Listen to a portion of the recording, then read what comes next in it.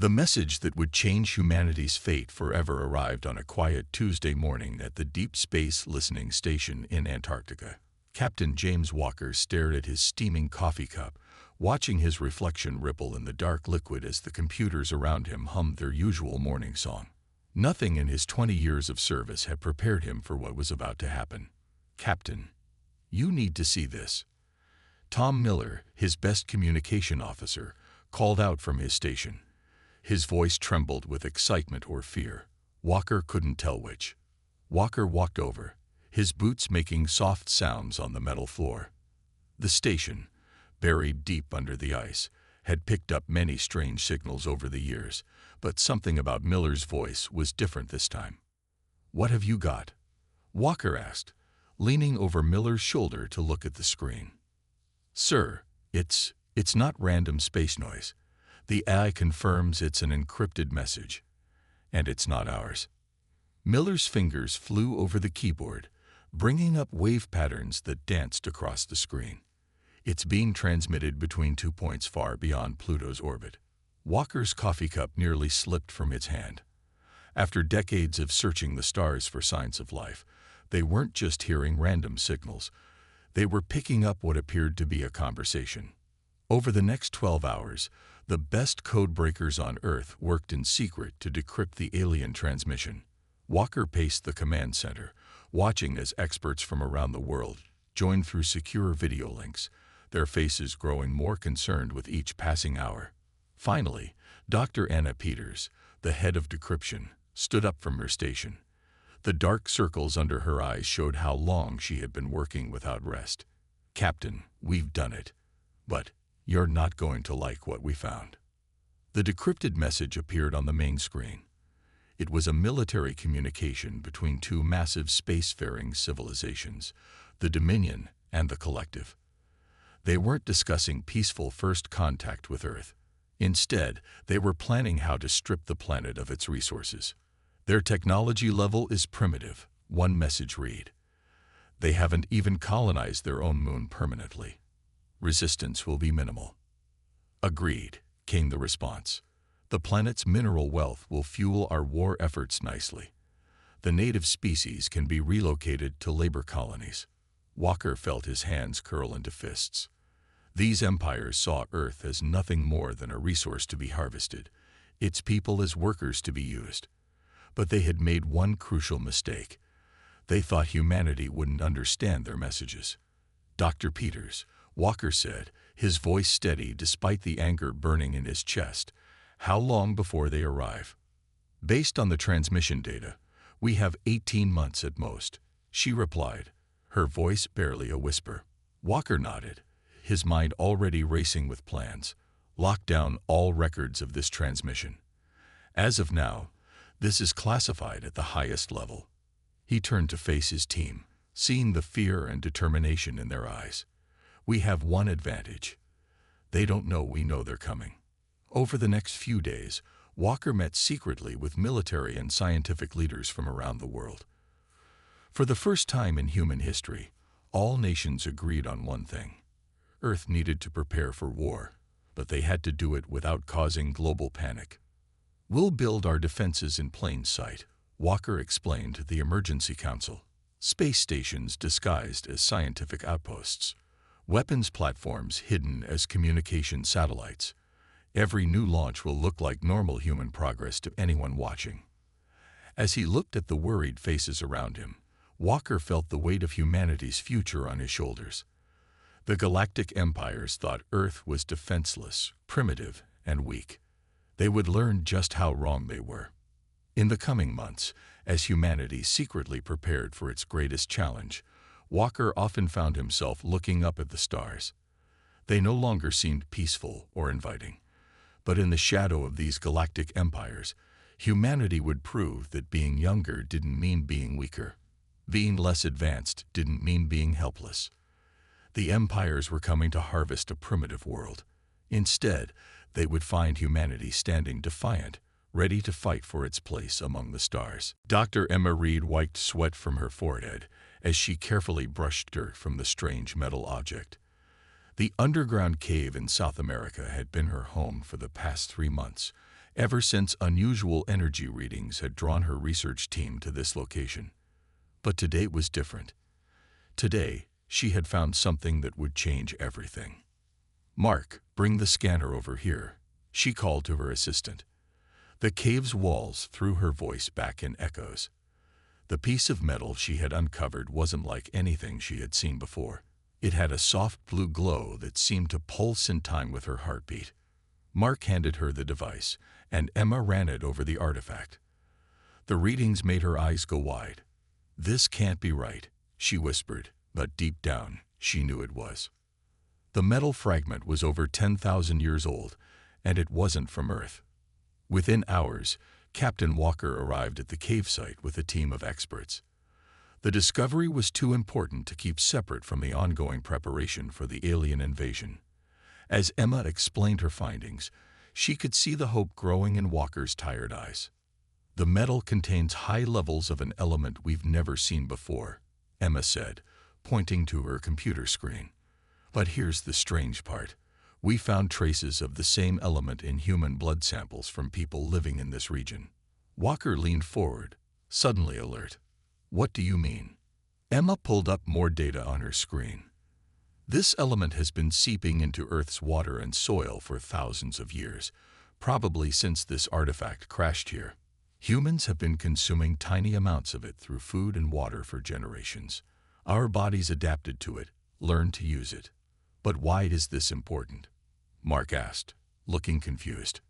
Emma's eyes sparkled with excitement.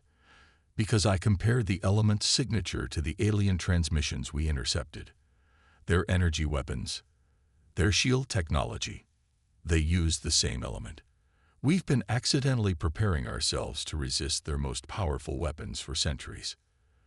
The cave grew quiet as everyone processed this information. Walker was the first to speak. "Can you prove this?" Emma nodded and walked to a small testing area she had set up.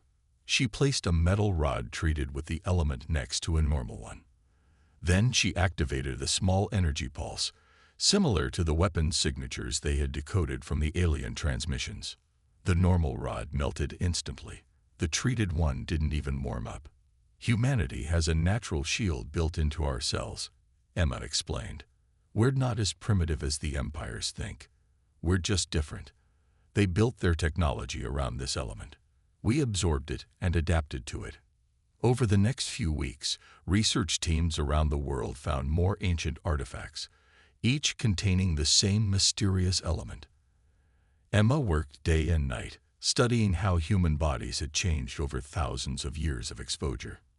"It's like a gift from our ancestors," she told Walker one evening as they looked at global distribution maps of the element. "Some ancient civilization crashed on Earth, leaving behind their technology. Instead of finding it and copying it, we absorbed it and made it part of ourselves." Walker nodded, a rare smile crossing his face.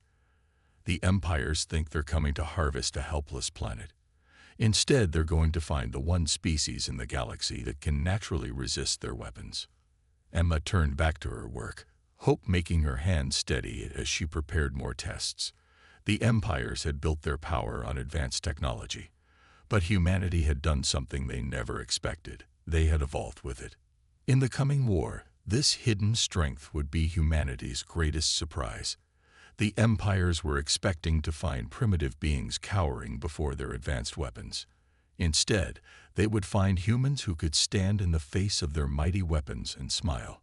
The shadow of the galactic empires was still dark and threatening. But now, at least, humanity had a light of its own to push back against the darkness. Commander Thomas Gray stood in the hidden control room deep beneath the Nevada desert, watching dozens of screens showing space around Jupiter. His eyes were fixed on a small dot moving through the gas giant's rings, an alien scout ship that thought it was being sneaky. "Target is following the planned route," said Lisa Rogers, his best tracking officer. Her fingers moved quickly across the control panel. "They have no idea we can see them." Gray allowed himself a small smile. This would be the fifth alien ship they had tricked in the past 3 months. The plan was simple but clever. Use Jupiter's magnetic field to make their ships have small accidents. The aliens would think they just had bad luck, and humanity would get more alien technology to study. Start the magnetic pulse sequence, Gray ordered. The team had gotten very good at this game. They would make it look like a natural event, just another hazard of space travel. On the main screen, they watched as their hidden satellites created a powerful magnetic wave. The alien ship, thinking it was safely hidden in Jupiter's rings, suddenly spun out of control. Its engines failed exactly where Gray's recovery team was waiting. Recovery Team Alpha, move in, Gray commanded. Within minutes, specially shielded Earth ships that looked like chunks of space rock moved toward the disabled alien vessel. In the ship's cockpit, the alien crew had already used their emergency teleport beacons, standard procedure for their kind when facing a ship failure. They never stayed to see what happened to their vessels. They never realized that was exactly what humanity wanted. Package secured, came the report from Alpha Team. The ship is intact, beginning transport to Lunar Base 3. Gray nodded with satisfaction. Each ship they captured taught them more about alien technology. Earth scientists were learning and adapting faster than anyone thought possible. The aliens' biggest mistake was thinking that just because humans couldn't build something, they couldn't understand it. Back at Lunar Base 3, hidden on the far side of the moon, Dr. Reed was waiting with her research team. As soon as the captured ship arrived, they began their work. They had gotten very good at taking alien technology apart and learning its secrets. Commander, Dr. Reed called him later that day, excitement clear in her voice.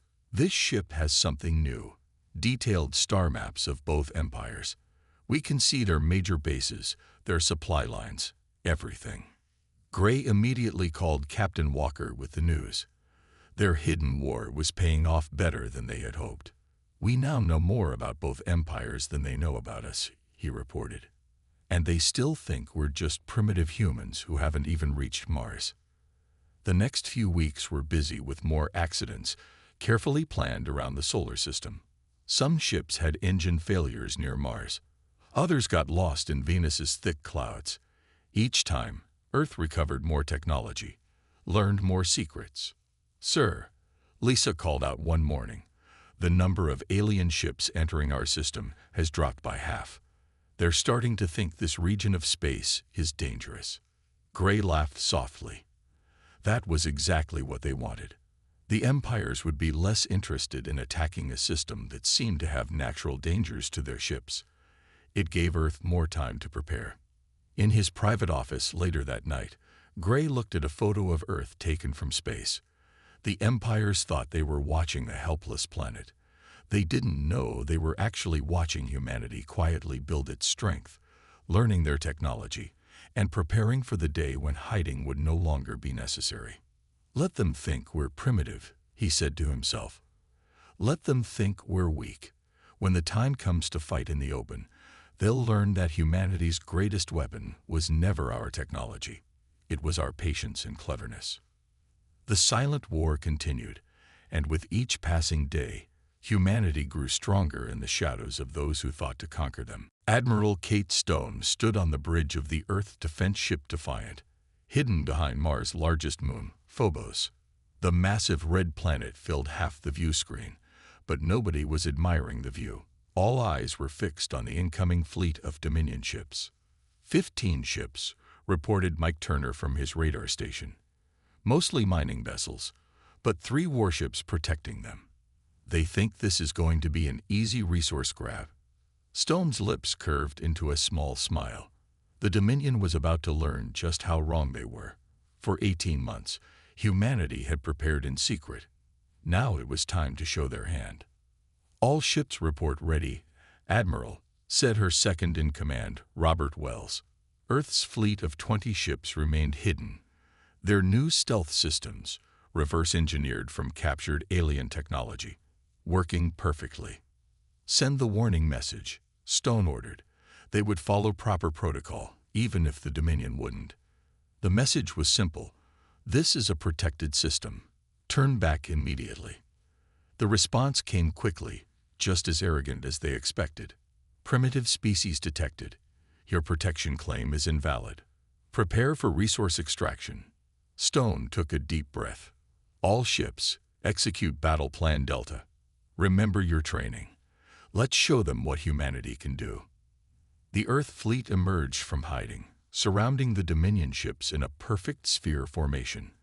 The alien ships froze, their sensors suddenly showing 20 vessels that hadn't been there a second ago.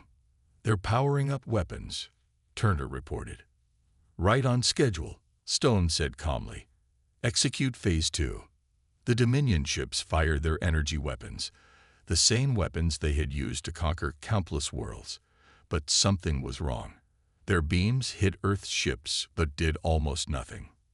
Thank you, Dr. Reed, Stone whispered, thinking of the natural resistance humanity had developed.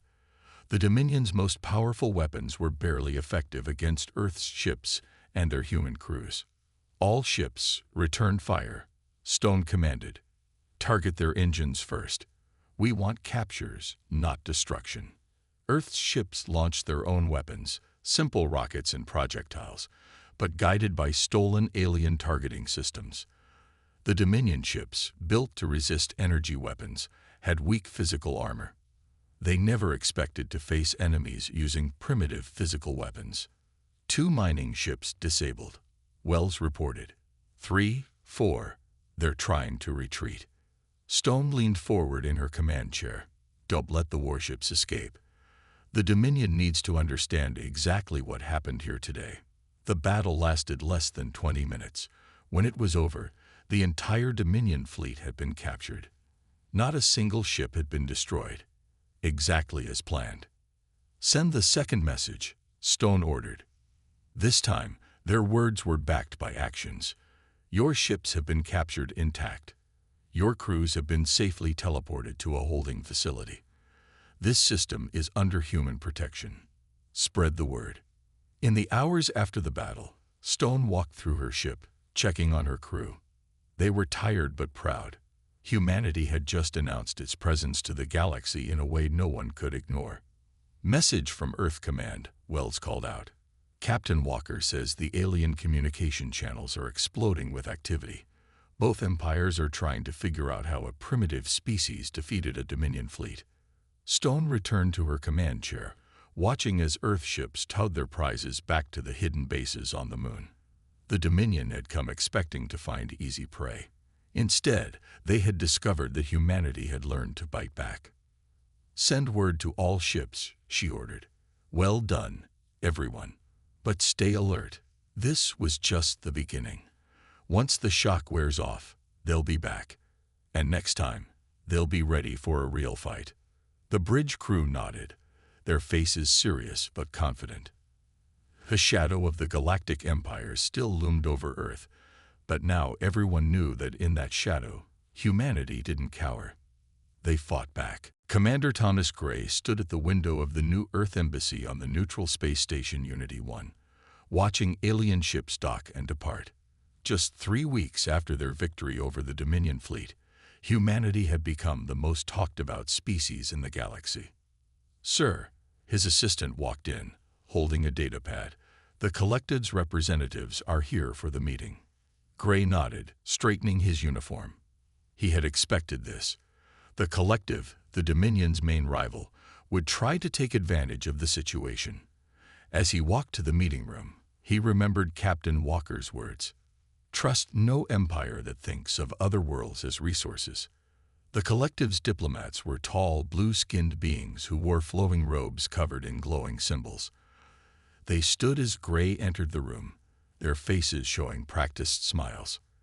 Commander Gray, the lead diplomat said smoothly, we are most impressed by your victory over the Dominion forces. Such skill from a young species is remarkable. Gray kept his face neutral as he sat down. Thank you, though I suspect you're here for more than just congratulations. Direct and perceptive, the diplomat said. Very well. The Collective offers humanity an alliance. Together, we could end the Dominion's expansion forever. Your ships, combined with our vast resources. And what would humanity's role be in this alliance? Gray asked, already knowing the answer. The diplomat's smile widened. You would be under our protection, of course. Your ships would join our fleet. Your resources would support our cause. You mean we would serve you? Gray said flatly. Trade one empire for another. The diplomat's smile faded slightly. You misunderstand. We offer friendship, guidance. No, Gray cut in. You offer a cage with nicer bars. He stood up, making the diplomat step back. Humanity does not need protection. We protected ourselves when you and the Dominion thought us helpless. We will continue to do so. As the collective diplomats left, clearly unhappy, Gray's assistant brought more news. Sir, we're receiving messages from dozens of smaller worlds. They want to talk. Over the next few days, Gray met with representatives from worlds that had long suffered under both empires. They were smaller civilizations, deemed too weak to fight back, used for their resources just as Earth had almost been.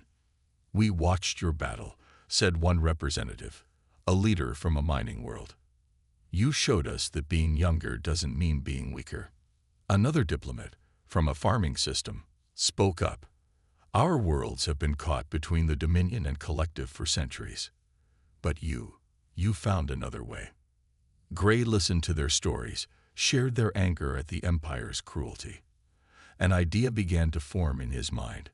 If humanity wouldn't join the Empires, perhaps they could help create something new. Later that night, he sent an encrypted message to Earth Command. The galaxy's political map is changing, he wrote. The empires see us as a threat or a tool, but the smaller worlds see us as hope. We have an opportunity here, not to become a third empire, but to help create a coalition of free worlds. The response from Captain Walker came quickly. Proceed with caution. The empires won't like losing their resource worlds. Gray smiled as he looked out at the stars. The empires had spent centuries building their power by keeping other worlds weak and divided. They never expected those same worlds would find common cause, or that humanity would show them a path to freedom. Send word to all the independent worlds, he told his assistant. Tell them Earth is willing to talk, not about ruling them, but about working together. It's time to show the galaxy there's more than one way to be strong.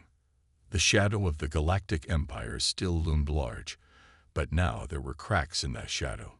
Through those cracks, hope was beginning to shine. Dr. Emma Reed stood before the gathered representatives of 20 different worlds in Earth's new space station, Hope Point. Her hands trembled slightly as she held her datapad, but her voice was strong and clear. Your worlds aren't just random targets of the empires, she said, pointing to the star map behind her. They were chosen for a reason, the same reason Earth was chosen. The alien representatives leaned forward, their various forms all showing the same curiosity. Some had scales, others fur, but all had been victims of the Empire's expansion. Each of your worlds has high concentrations of the same element we found on Earth, Emma continued. The element that powers the Empire's weapons. The element that, over time, made humanity resistant to their technology. A murmur ran through the crowd. Captain Walker, standing at the back of the room, nodded encouragingly. This was the heart of Operation Lighthouse, humanity's plan to change the balance of power in the galaxy. We've tested soil and water samples from your worlds, Emma said, bringing up new data on the screen. Your people have been absorbing this element, just like humans did. You have the same potential for resistance. You just need time to develop it.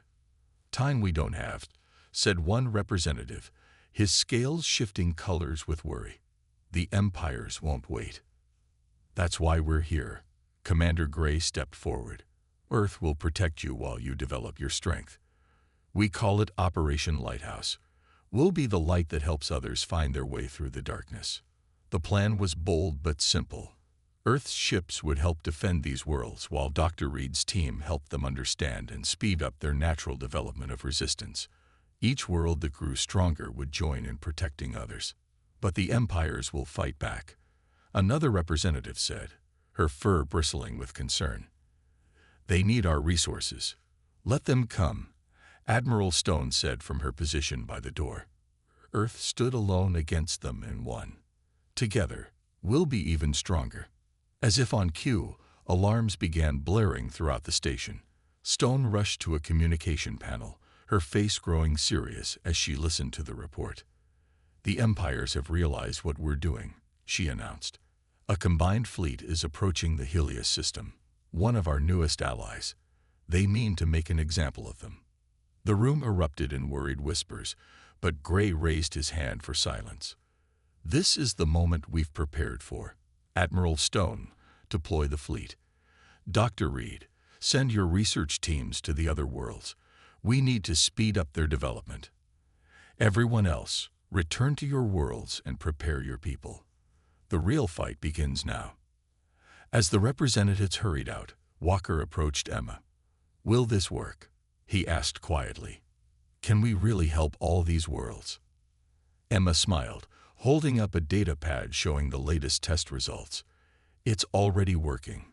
3 worlds show significant increases in resistance after just weeks of focused exposure. The Empires thought they chose these worlds for their resources.